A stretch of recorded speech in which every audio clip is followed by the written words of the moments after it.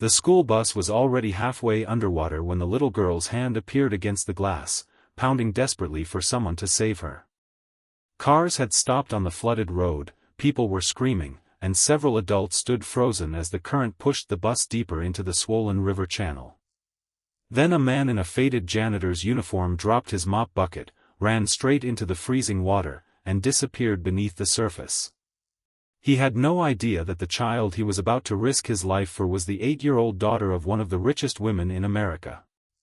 And he certainly had no idea that saving her would eventually force him to confront the greatest wound he had spent years trying to hide. If you believe kindness, forgiveness, hope, and second chances can change a life, please take a moment to like, comment, share this story, and subscribe to our channel so our community can keep bringing you stories that remind us what truly matters.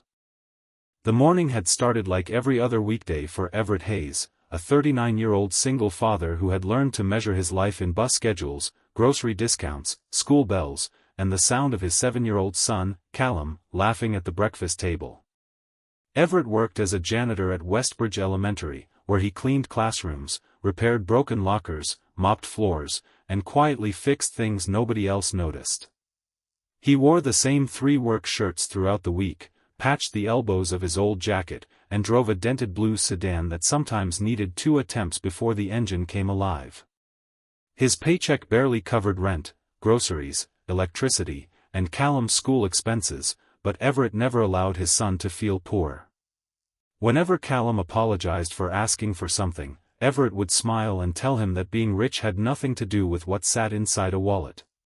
He had learned that lesson the hardest possible way. Years earlier, Everett had been married to a woman named Marin, whose death had left a silence in their small apartment that no amount of noise could completely fill. Afterward, Everett had discovered that grief did not arrive once and leave. It came in waves. It appeared when Callum lost his first tooth, when he received his first school award, when he became sick, and whenever Everett looked across a crowded room and instinctively searched for someone who was no longer there. But instead of allowing grief to make him bitter, Everett had made a promise to his son that he would become the kind of father who showed up, no matter how difficult life became. He kept that promise every single day. Across town, in a glass tower overlooking the city, Vivian Sterling was beginning another demanding morning. At 41, Vivian had built Sterling Meridian into a global technology and logistics empire after inheriting a struggling company from her father and transforming it into a multi-billion-dollar enterprise. Newspapers called her brilliant, ruthless, fearless, and untouchable. They rarely mentioned that she was also the mother of an 8-year-old girl named Brielle. Vivian loved her daughter fiercely, but her life had become a complicated maze of private tutors, security personnel, executive meetings, charity events, and constant travel. She had convinced herself that providing Brielle with safety and opportunity was the same thing as giving her a childhood. She did not realize how much the little girl wanted something money could never purchase: her mother's uninterrupted attention. That morning, Brielle had been riding the school bus because Vivian had promised she would personally meet her at school later that afternoon. Brielle carried a small purple backpack and a handmade paper bracelet she had created for her mother.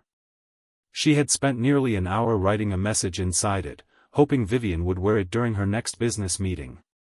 She had no idea that before she reached school, the ordinary morning would become the most terrifying moment of her young life. Rain had fallen heavily throughout the morning, swelling the river that ran beside the older section of town. The school district had issued warnings about rising water, but the road remained open. As the bus crossed the low bridge, a sudden surge of water struck the side of the vehicle. The driver lost control. The bus slid sideways, smashed through a damaged barrier, and plunged into the flooded channel below. For several seconds, everything became chaos. The bus tilted sharply as water rushed through broken windows. Children screamed. The driver tried to force open the emergency door, but the pressure of the water made it nearly impossible. Brielle was trapped near the back, her seatbelt twisted around her jacket. She could see gray water rising around her feet, then her knees, then her waist. Panic consumed her as the bus slowly sank. Everett had been cleaning the maintenance building beside the bridge when he heard the crash. He ran outside and saw the bus. There were people gathering along the road, but the current was too violent for anyone to safely enter. Everett did not stop to think about his uniform, his job, or the danger. He simply remembered what he had once promised Callum: when someone needs you, you show up. He ran into the water. The cold nearly knocked the breath from his lungs, but he kept moving. The current pushed against him with brutal force. He grabbed a piece of railing, pulled himself forward, and reached the sinking bus just as another section disappeared beneath the surface. He broke a side window with a metal tool he had carried from the maintenance shed. Inside, terrified children were reaching toward him. Everett pulled one child free, then another. He guided them toward rescuers on the road. When he returned for the final child, he saw Brielle trapped in her seat. Her eyes were enormous with terror. Everett dove through the window. The water had reached her shoulders. He tore at the seat belt until his fingers became numb. When it finally released, Brielle clung to him with every ounce of strength she had. Everett wrapped one arm around her and pushed toward the broken window. For one terrifying moment, a powerful current pulled them backward. Everett nearly lost his grip. Then he remembered Callum. He kicked harder. With the last of his strength, he pushed Brielle through the opening and shoved her toward the waiting hands above. Rescuers pulled her onto the road. Everett followed seconds later, collapsing onto the wet pavement, coughing violently as paramedics rushed toward him. Brielle immediately began crying. Not because she was injured. Because she had looked into the face of the stranger who saved her and realized he had nearly drowned trying to save her. Everett was taken to the hospital for treatment, while Brielle was transported separately for evaluation. Her mother arrived less than an hour later. Vivian Sterling came through the hospital doors surrounded by security officers, assistants, and panic. For perhaps the first time in years, the billionaire who could move entire corporations with one phone call looked completely powerless. She found Brielle sitting on a hospital bed with a blanket around her shoulders. Her daughter reached for her. Vivian held her tightly. Then Brielle pointed toward the hallway. She wanted to see the man who saved her. Vivian followed her gaze and found Everett sitting alone near a treatment room, still wearing his soaked janitor's uniform. His shoes were ruined. His hands were wrapped in bandages.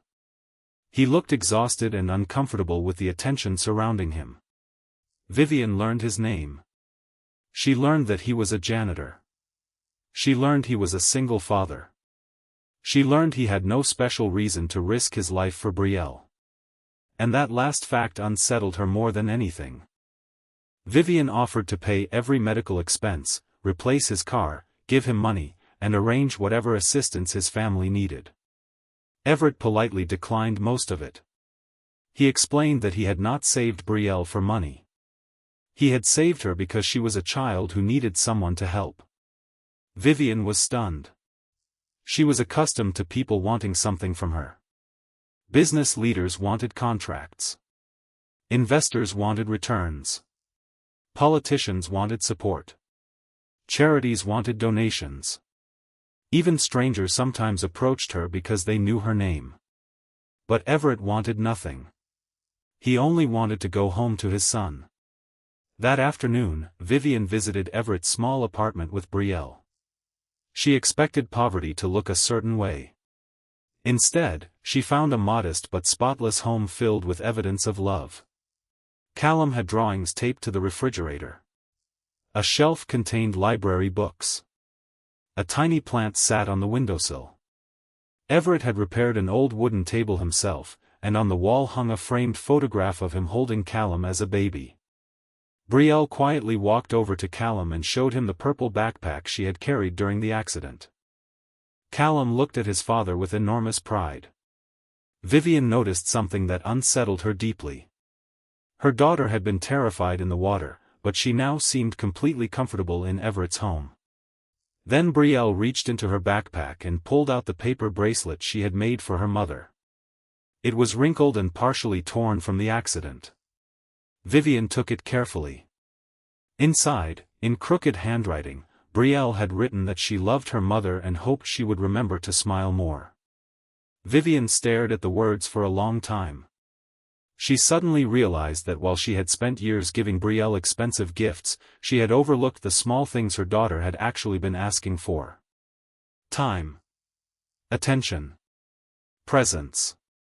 Everett noticed the tears forming in Vivian's eyes but said nothing.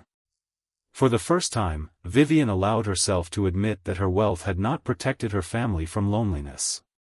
Over the following weeks, an unexpected friendship developed between the two families.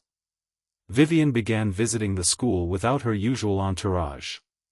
She attended Brielle's art class. She sat beside her daughter during lunch. She learned which stories made her laugh and which foods she secretly disliked. Brielle became happier. But Everett's life was not suddenly easy. His apartment needed repairs. His car finally broke down.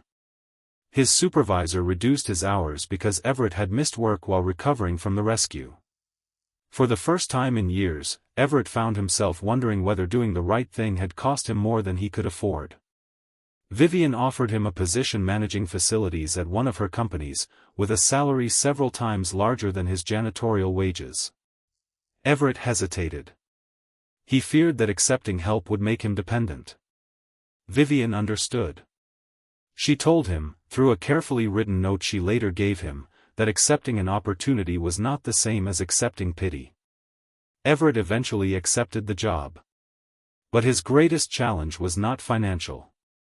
It was learning that he was allowed to build a future instead of simply surviving the past. As months passed, Everett became an excellent facilities manager. His practical knowledge, patience, and ability to treat everyone with dignity made him respected by employees at every level. Vivian, meanwhile, changed in ways even her board of directors noticed. She became less obsessed with controlling everything. She listened more. She apologized when she was wrong. She started leaving work early enough to attend Brielle's school events. One afternoon, Brielle's class held a small ceremony honoring community heroes. Everett had no intention of attending. He believed the attention belonged to the children. But Brielle had other plans. When her teacher called her name, she walked to the front of the room carrying a framed photograph of Everett standing beside the river after the rescue. She explained that he had saved her when he did not know her name, her family, or her mother's wealth. Then she placed the photograph in Everett's hands. Vivian watched from the audience, tears running quietly down her face. Everett looked at Brielle and realized something that had taken him years to understand. His greatest act of courage had not been diving into that river. It had been choosing kindness after life had given him every reason to become hard. After the ceremony, Vivian approached him. She thanked him again, but this time Everett stopped her. He told her that she did not owe him anything. Vivian smiled through her tears and explained that she knew. That was precisely why she was grateful. Because some people enter our lives not to take something from us, but to remind us who we can become. Years later, the river bridge was rebuilt, stronger and safer than before. A small plaque was placed nearby honoring the rescuers who had helped that day. Everett never asked for his name to be included. But Vivian insisted. Not because he was a hero who had saved a billionaire's daughter. Because he was a human being who had saved a child. And that distinction mattered. Everett eventually bought a small house with a garden for Callum. Vivian remained a successful businesswoman, but her priorities changed. Brielle grew into a compassionate young woman who never forgot the janitor who had entered the water for her. The two families became something neither had expected. Not a transaction. Not an obligation. A family created through kindness. One afternoon, years after the rescue, Brielle stood beside the old river and looked at the plaque bearing Everett's name. She asked him what he had been thinking when he jumped into the water. Everett smiled and told her that he had not been thinking about being brave. He had simply seen a child who needed help. Brielle took his hand. Vivian stood nearby, watching them. She finally understood the lesson she had spent half a lifetime learning. Money could build hospitals, schools, companies, bridges, and towers. But it could never buy the courage of a stranger who ran toward danger when everyone else was afraid. It could never purchase the comfort of a father who taught his son that kindness mattered more than wealth. And it could never replace the simple miracle of someone choosing to care. If this story touched your heart, please like this video, leave a meaningful comment, share it with someone who needs hope today, and subscribe to our channel so you never miss another emotional journey. Before you go, leave a meaningful comment telling us what this story taught you about kindness, courage, forgiveness, or second chances. Because sometimes the person we think has the least to give is carrying the one thing the world needs most, a heart willing to help without asking what it will receive in return. Everett had entered that river with nothing but a janitor's uniform and a father's courage.